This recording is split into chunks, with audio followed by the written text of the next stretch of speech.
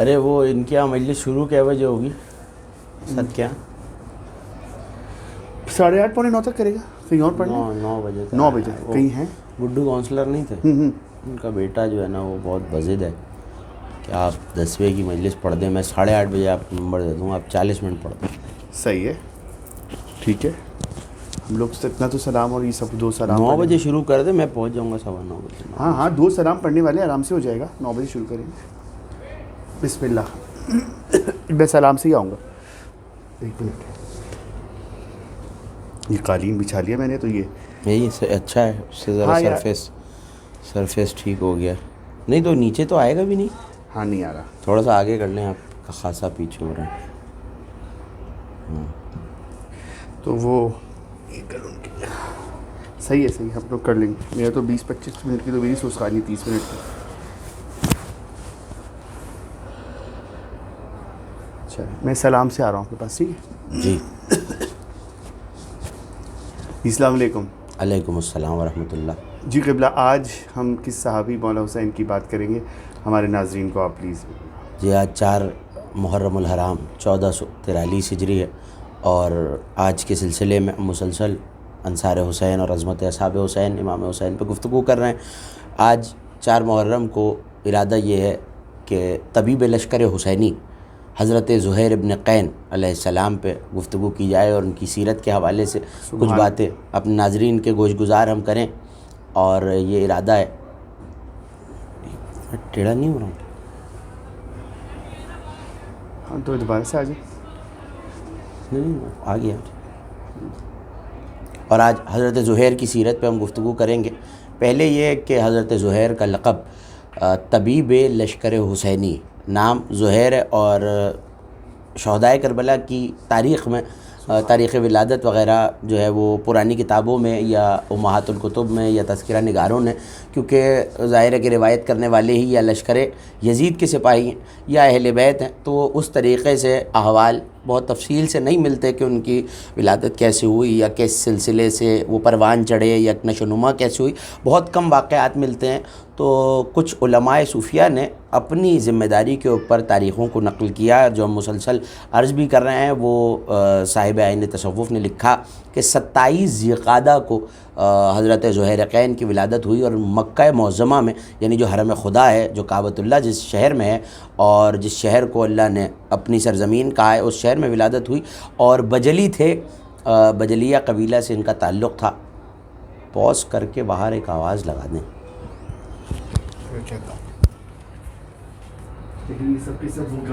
Pose کر دیں. انشاءاللہ مولانا جب تو نہیں ہوگا کچھ سب کے سب پنٹر لڑکے بدتمیز سے بات نہیں کرتا. جی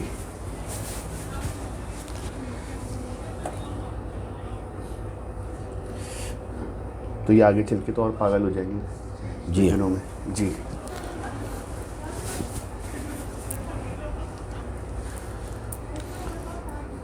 ہاں پہنچ گئی تو پتہ. ہاں بجلی قبیلے سے ان کا تعلق تھا اور بجلی قبیلہ در اصل اس کا تعلق یمن سے. تو مورخین نے یہاں یہ لکھا ان کے حالات میں کہ ان کے جو والدین ہیں یا جو اجداد ہیں وہ یمن سے کسی مقصد کے تحت یا تو حج کے لیے آئے ہیں مکہ معظمہ آئے اور اس کے بعد انہوں نے مکے میں ہی رہائش اختیار کی یا حضرت زہیر کی ولادت جو ہے وہ مکے میں ہوئی اور واپس یمن چلے گئے اور پھر جب مدینۃ الرسول طیبہ میں نبی آ کے آباد ہوئے تو اس کے بعد مدینہ تشریف لائے ہیں اور وہ دور بھی درک کیا ہے جو رسالت مآب نے مدینہ میں گزارا ہے. اب سن و سال کا تعین نہیں ہے کہ کتنا عرصہ گزارا ہے لیکن شیخ جعفر شوستری جو بہت بڑے عالم ہیں ہمارے مذہب کے اور ان کی جو اشرے کی کتاب ہے وہ اپنے آپ میں ایک مقتل کی حیثیت رکھتی ہے. انہوں نے یہ لکھا کہ یہ بات جناب حبیب کے بارے میں بھی یہ روایت ملتی ہیں اور جب ہم حضرت حبیب پہ گفتگو کریں گے تو پھر یہ روایات تفصیل سے پیش کریں گے. لیکن یہ روایات قدر مشترک ہے. بعض علماء نے اس کو جناب حبیب کے باب میں لکھا, بعض نے جناب زہیر کے باب میں لکھا, اور یہ بھی ممکن ہے, عین ممکن ہے کہ جس وقت یہ دونوں اپنے ایام طفولیت میں یا ایام یعنی اپنے بچپنے میں, یہ دونوں ظاہری بچپن میں جب مدینے میں ہیں, تو ظاہر ہے کہ جب نبی کا دور درک کیا ہے تو اس وقت حسن و حسین کا ظاہری بچپنا بھی دیکھا ہے. اور شیخ جعفر شوستری نے لکھا کہ کھیلے ہوئے ہیں زہیر ابن قین حسین کے, نہ صرف دور دیکھا ہے, نہ صرف حسن و حسین کی زیارت کی ہے, بلکہ دونوں شہزادوں کے ساتھ بچپن میں کھیلیں. سبحان اللہ. اور یہ روایت جو خصوصیت سے میں چاہتا ہوں کہ ہمارے ناظرین تک پہنچے وہ یہ ہے کہ حضرت زہیر بن قین کو جب نبی مدینے کی گلیوں میں کھیلتا ہوا دیکھتے تھے تو حضرت زہیر کو اٹھاتے, اور نہ صرف اٹھاتے, گود میں اٹھا کے پیار کرتے. تو لوگ سبب پوچھتے کہ کیا سبب ہے یا رسول اللہ, اس بچے میں ایسی کیا خاص بات ہے؟ تو کہا جب یہ میرے حسین کو دیکھتا ہے تو اپنی نظروں کو بھی جھکاتا ہے, اس کی قدم بوسی بھی کرتا ہے, اور حسین کے قدموں کی خاک اٹھا کے اپنے سر اور چہرے پہ ملتا ہے. سبحان اللہ. یہ روایت جناب حبیب کے بارے میں بھی ہے, لیکن شیخ جعفر نے لکھا تو یہاں علماء نے, سیرت نگاروں نے یہ لکھا کہ ہو سکتا ہے کہ یہ دونوں بچے جناب حبیب بھی, کیونکہ پروردگار عالم ایک منشور کے تحت انہیں جمع کر رہا تھا اور انہیں ساتھ کیا, اور ظاہر ہے کہ یہ مشیت الہی تھی اور اصحاب حسین کو جمع ہونا تھا. اور اس طرح کے فدایان کے خدا تو اپنے علم میں رکھتا تھا, اور نبی بھی اللہ کے دیے ہوئے علم سے یہ جانتے تھے, کیونکہ وارث علم الہی ہیں نبی, تو وہ جانتے تھے کہ یہ میرے حسین پہ اپنی جان کو قربان کرے گا. تو بچپن سے ہی الفت حسین کا یہ عالم تھا حضرت زہیر قین کے دل میں, کیونکہ قین ان کے والد کا نام ہے. اور قین کہتے ہیں لوہے سے اسلحہ یا چیزیں بنانے والے کو, آہنگر کو, جو لوہے سے مختلف چیزوں کی شکلوں میں لوہے کو ڈھالتا ہے. اب یہ دیکھنا ضروری ہے کہ ہم کیونکہ مسلسل تذکرہ کر رہے ہیں کہ قرآن اور اصحاب حسینی اور ان میں ربط کیا ہے, اور جہاں ہر خوش و تر کا ذکر قرآن نے کیا ہے, تو ایسا کیسے ہو سکتا ہے کہ حق و باطل کے سب سے عظیم مارکے کے جو سپاہی ہیں ان کا تذکرہ قرآن نے نہ کیا ہو.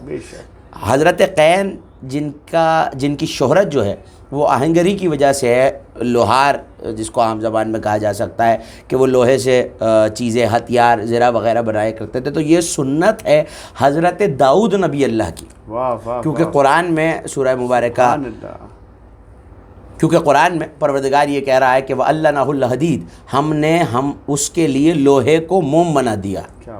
کس کے لیے؟ حضرت داؤد کے لیے, جو زرہ جنگوں میں پہنی جاتی ہے. اب دیکھیے کہ کتنا گہرا تعلق ہے. یہ جو زرہ جنگوں میں لوہے کی سینے کو ایک جالی یا ایک پیرہن یا ایک لباس جو لوہے کی کڑیوں سے بنا ہوا ہوتا ہے, دھاگے کے بجائے وہ جو پہنا جاتا ہے, تو یہ سب سے پہلے اس کو بنانے والے حضرت داؤد علیہ السلام, کیونکہ اللہ نے ان کے لیے لوہے کو موم اور نرم کر دیا, تو وہ ہاتھوں سے لوہے کو موڑ لیا کرتے تھے. تو یہ ایک نبی کی سنت تھی, یہ کوئی خسیس پیشہ نہیں ہے نعوذ باللہ, یہ ایک عظیم کام تھا کہ جنگی ہتھیار تیار کرتے تھے. تو ان کے بیٹے ہیں حضرت زہیر, یقیناً جب مدینے میں تو لشکر اسلام کے سپاہیوں کے لیے تلواریں بھی بنائی ہوں گی, زرہ بختر خود بھی بنائے ہوں گے.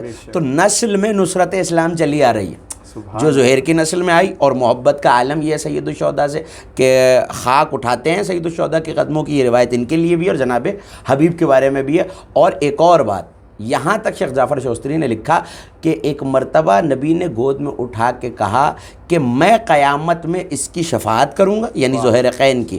اور نہ صرف اس کی, یہ اتنا بلند مرتبہ ہے کہ اس کے مرتبے کی وجہ سے میں اس کے ماں اور باپ کی بھی شفاعت کروں گا. تو زہیر اکیلے قابل شفاعت رسول اور جنت کے مستحق نہیں ہیں, بلکہ ماں باپ کی شفاعت بھی ایک بیٹے نے دونوں ماں اور باپ کو حسین کی نصرت کر کے جنت کے سزاوار بنا دیا.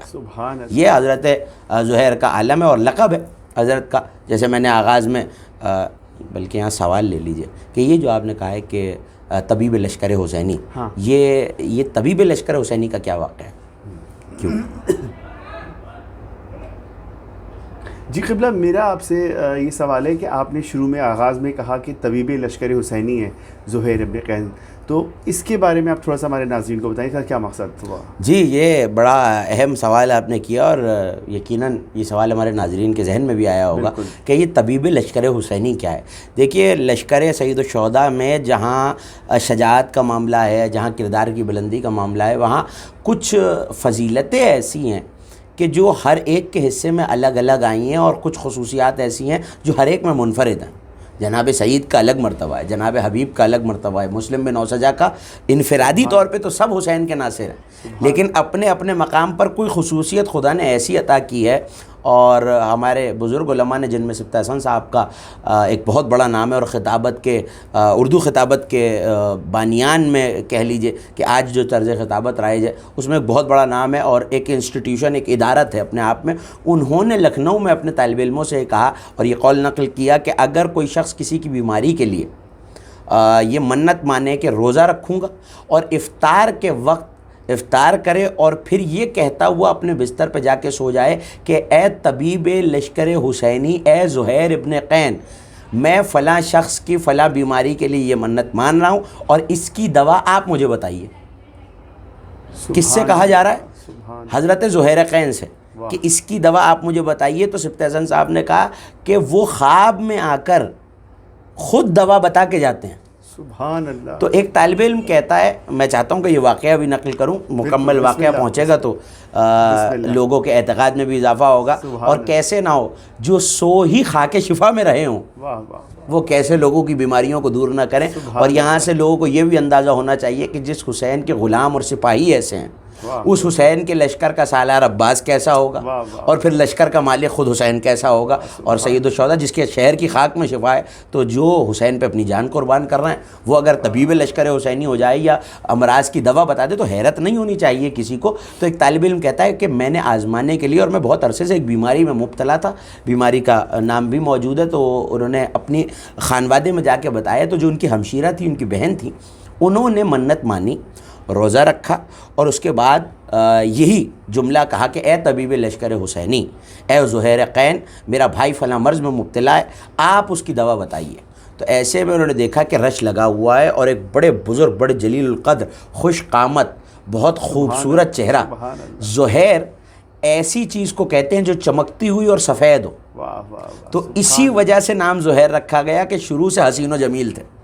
تو چاند جیسا چمکتا ہوا چہرہ تھا زہیر ابن قین کا. سبحان اللہ، کیا بات ہے بھائی، واہ واہ، کیا مولا کے صحابی تھے بھائی. اب پتہ چل رہا ہے، ہم نے تو سنا ہی. سبحان اللہ، سبحان اللہ. چمکتا ہوا چہرہ ہے جناب زہیر ابن قین کا. تو ایسے میں کہتی ہیں کہ لوگ دوڑ رہے ہیں اور اپنے امراض کی خواب میں انہوں نے دیکھا کہ نسخے لکھوا رہے ہیں، جیسے ہم کسی طبیب سے، کسی ڈاکٹر سے نسخہ لکھواتے ہیں، دوائی لکھواتے ہیں. تو ایسے میں زہیر نے دیکھا، اور میں نے بڑھ کے جناب زہیر سے گزارش کی. ان کی بہن کہہ رہی ہے، اس طالب علم کی، کہ میرا بھائی بہت عرصے سے اس مرض میں مبتلا ہے اور اسے شفا نہیں مل رہی. تو حضرت زہیر نے یہ جواب دیا کہ وہ تو دوا کرنا ہی نہیں چاہتا. اور یہاں سے مجلس حسین، کیونکہ ایام ازاں، تو یہ جملہ ہمارے نوجوان دوست محفوظ کریں اور اس سے عظمت سمجھیں کہ فرش ازاں کی ایک ایک چیز، مجلس حسین کی ایک ایک چیز کتنی اہم ہے. تو اس نے کہا، ان کی بہن نے، اس خاتون نے، کہ میرا بھائی اس مرض میں مبتلا ہے اور آپ کی منت مانیے، آپ طبیب لشکر حسینی ہیں، آپ بتائیے کہ دوا کیا ہے. تو کہا کہ وہ تو دوا کرنا ہی نہیں چاہتا، دوا تو اس کے سامنے ہے. تو کہا کہ اس نے تو بارہا علاج کرایا، اور میں گواہ ہوں اس بات کی کہ بار بار اس نے دواؤں کا استعمال کیا، حکیموں کو دکھایا، طبیبوں کو دکھایا، مگر اس کا مرض رفع نہیں ہوتا، دور نہیں ہوتا. تو کہنے لگے، میں جو کہہ رہا ہوں کہ جب میں نے کہہ دیا کہ وہ علاج رکھتا ہے مگر علاج کرنا نہیں چاہتا، دوا